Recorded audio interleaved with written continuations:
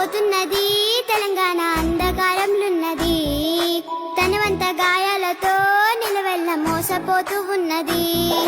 బాపు కేసీఆర్ ఆనాటి రోజులే బాగుండెనో, మాకన్న తండ్రిలాగా పేదోళ్ళ కడుపున పెట్టుకుండో. ఆగమైపోతున్నది తెలంగాణ అంధకారంలున్నది, తనవంత గాయాలతో నిలవెల్ల మోసపోతూ ఉన్నది.